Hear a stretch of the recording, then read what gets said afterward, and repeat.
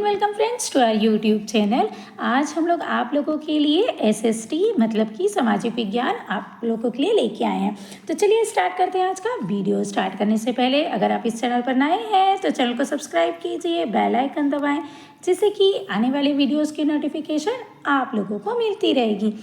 Friends, इससे पहले 8 part डल चुका है, ये जो है 9वां पार्ट है, मतलब कि 9वां भाग है। इससे पहले 8 भाग और डल चुके हैं। आपको देखना हो तो प्लेलिस्ट से जाके चेक कर सकते हैं। तो चलिए स्टार्ट करते हैं आज का पहला प्रश्न। आज का पहला प्रश्न है, ईस्ट इंडिया कंपनी को 3000 रुपये के बदले बंगाल में निःशुल्क व्यापार करने का अधिकार कब प्राप्त हुआ?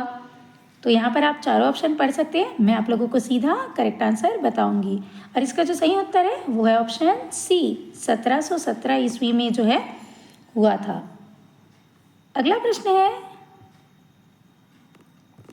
अंग्रेजों ने सर्वप्रथम अपनी व्यापारिक कोठी कहाँ स्थापित की? तो व्यापारिक कोठी कहाँ पर स्थापित की अंग्रेजों ने? इसका करेक्ट आंसर हो जाएगा ऑप्शन डी, सूरत में। अंग्रेज जो है सबसे पहले सूरत में अपनी व्यापारिक कोठी स्थापित की है। अगला प्रश्न है, कलकत्ता शहर की नींव किसने डाली? तो कलकत्ता शहर की नींव किसने डाली है? ऑप्शन ए इसका करेक्ट आंसर हो जाएगा, जॉब चारनॉक ने।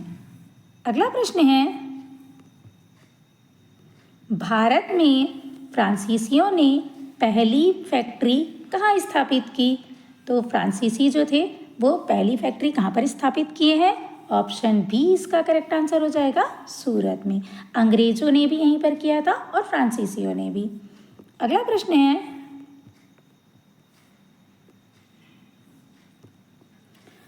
यूरोपीय व्यापारियों की प्रारंभ में किसके व्यापार में अधिक रुचि थी?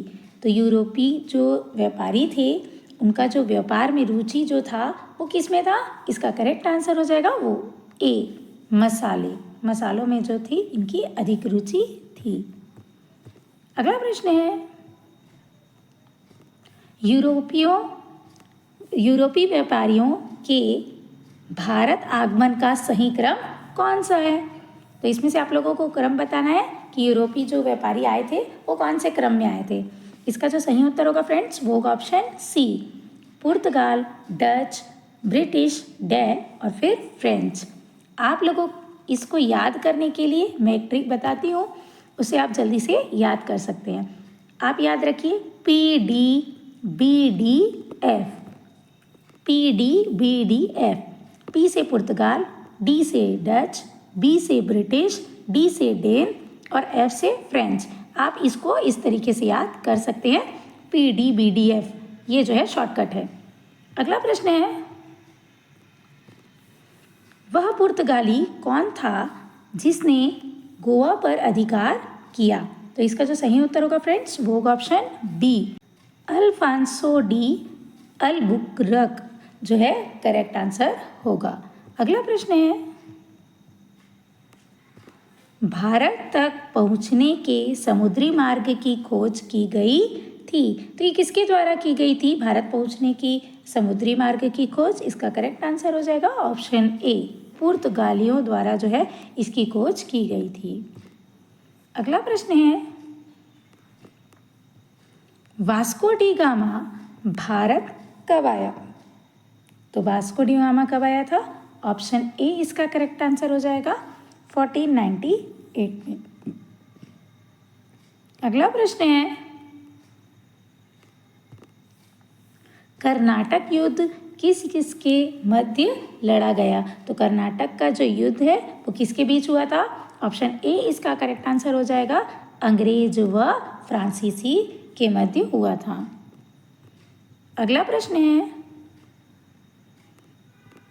प्लासी का युद्ध 1757 किसके मध्य लड़ा गया? तो प्लासी का जो युद्ध है वो किसके मध्य लड़ा गया है?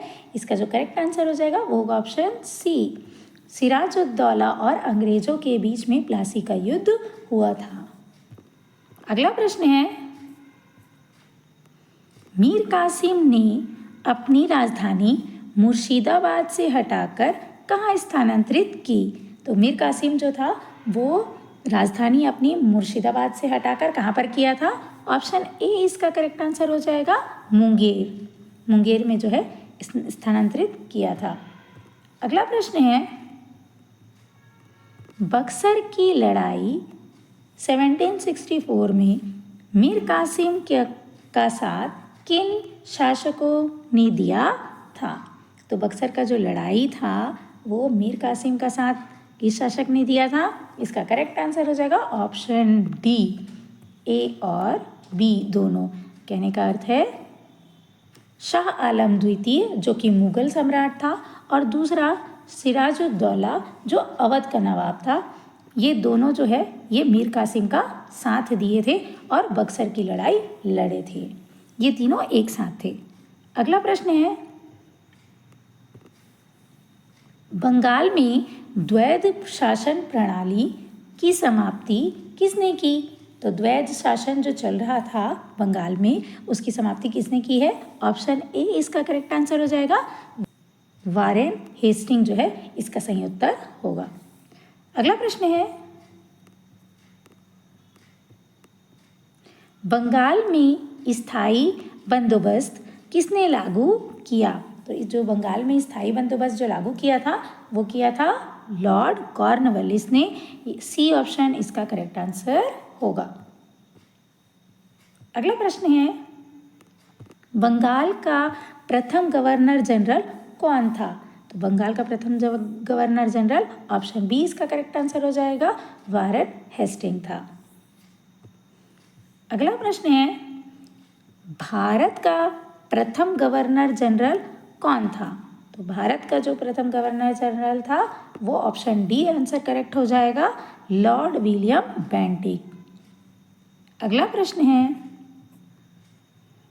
सहायक संधि पर हस्ताक्षर करने वाला पहला शासक था। तो सहायक संधि जो है वो किसने पहली बार हस्ताक्षर किया था?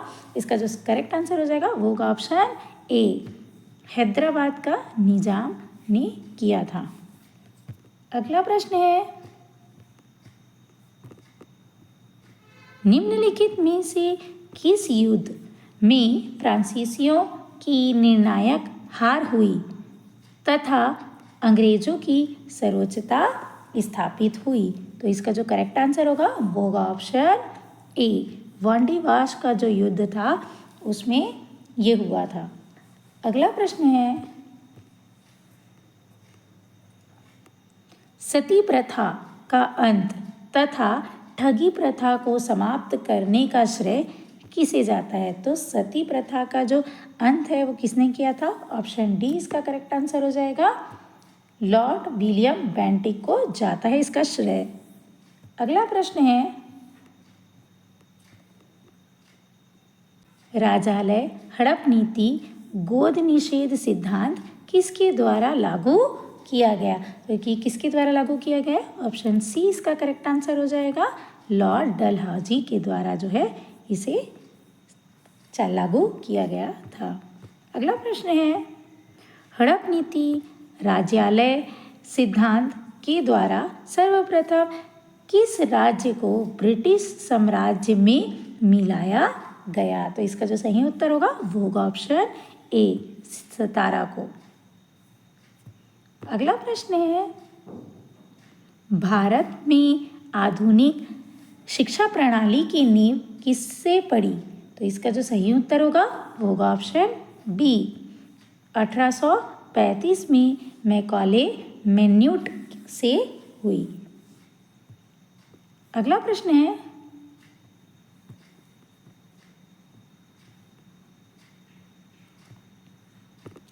सिंध विजय का श्रेय किसे दिया जाता है? तो सिंध विजय का जो है श्रेय किसे दिया जाएगा? ऑप्शन डी इसका करेक्ट आंसर हो जाएगा, चार्ल्स नेपियर को। अगला प्रश्न है, किस अधिनियम के द्वारा बंगाल के गवर्नर जनरल को भारत के गवर्नर जनरल बना दिया गया? तो ये किस अधिनियम के तहत हुआ था? इसका जो करेक्ट आंसर होगा वो होगा ऑप्शन ए, 1773 का रेगुलेटिंग अधिनियम है, इसके द्वारा बंगाल का जो गवर्नर जनरल था उसे भारत का गवर्नर जनरल बना दिया गया। फ्रेंड्स, आज के लिए इतना ही। अब मिलते हैं अगले वीडियो पे। वीडियो पसंद आई हो तो लाइक शेयर सब्सक्राइब ज़रूर करें और बेल आइकन दबाना ना भूलें, जिससे कि आने वाले वीडियोस की नोटिफिकेशन आप लोगों को मिलती रहेगी। मिलते हैं अगले वीडियो में। Thanks for watching.